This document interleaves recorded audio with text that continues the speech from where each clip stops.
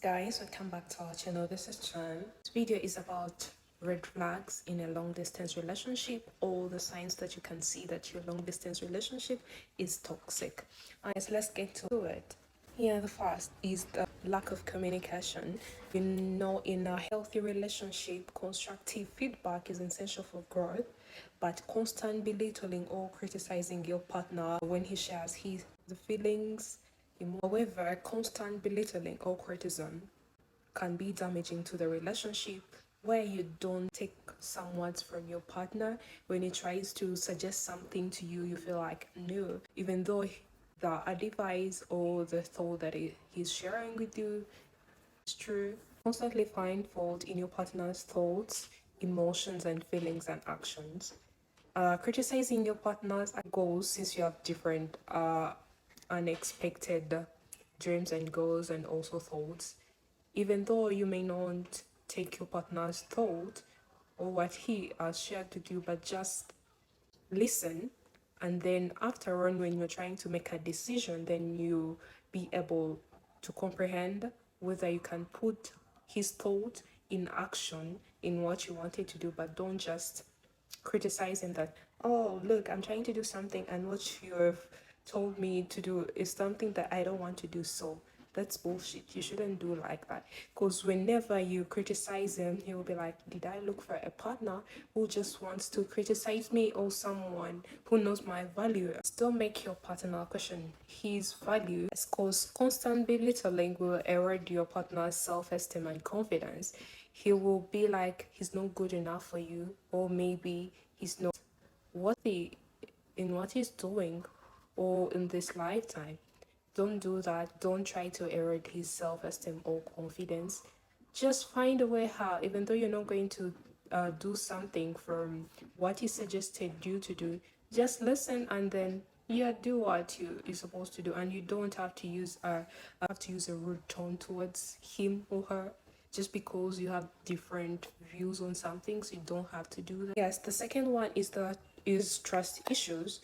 Don't accuse your partner of cheating just pressing with accusation. Yes, and just because your partner is not replying to your messages that quickly, don't just assume like, oh, maybe it's just that texting with other women online or texting with other men. Don't just assume just because he has not replied to you first.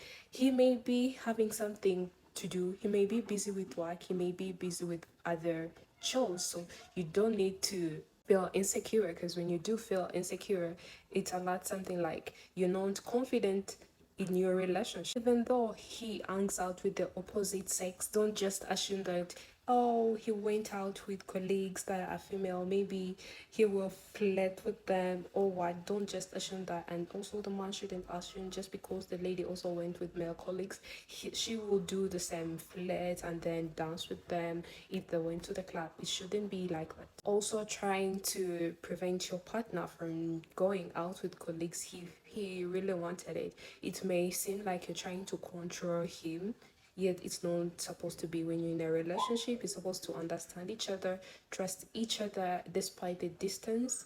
Yes, but you don't have to feel insecure or fear or doubt your partner that, yeah, when he goes out with colleagues, that he will be able to cheat on you. Emotional distress from technology related issues. For example, if you have a poor data reception or Wi-Fi and messages may take long to reach to you, you may just resort to, oh, your partner is out there cheating, and when he or she comes back online, you confront them by just arguing without having to listen to what the issue was exactly. Yes, and the extreme jealousness may result from your partner thinking that you do not trust him, and it's not supposed to be like that. When you start to doubt each other, it may result to unhealthy relationship, and you shouldn't go to such length. Loneliness and isolation due to extreme long distance relationship that do not have a date or a timeline when they are going to be able to end, and someone may feel like, oh, it is too much to handle.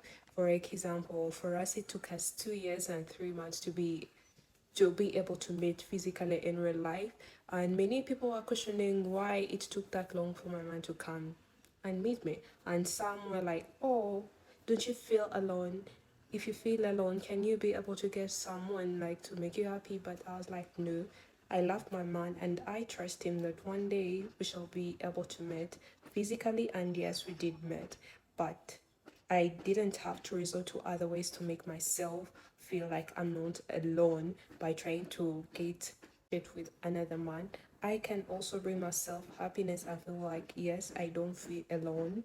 Yeah, because even though we are in a long distance relationship, we can be able to video call, have date nights, and also play games, and also talk about the funny things that happen there in the world. And also, if we learn something from the people surrounding us, we talk about it and keep our conversation going, and that has made us to be able to maintain our long distance relationship. So in a long distance relationship, people can feel disconnected if they're for a long time. Let me say it takes like 6 years or 5 years without meeting, and then when you meet, you don't know next when you're going to meet and what other plans you have when you do meet again. That can make the person feel disconnected and lose the spark that he or she had with this the boundary violation.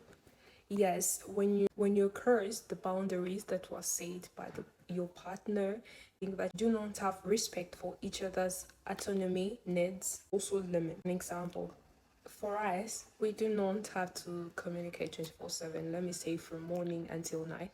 Yes, we have a schedule where we do talk, and we don't have to talk every day to feel like I know him or he does know me well.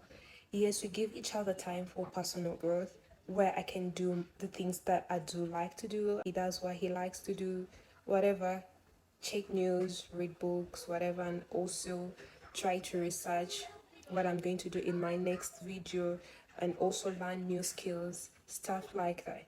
And if I just don't listen to why he to mean that, yeah, we shouldn't text all the time, I may be violating his boundaries that he said.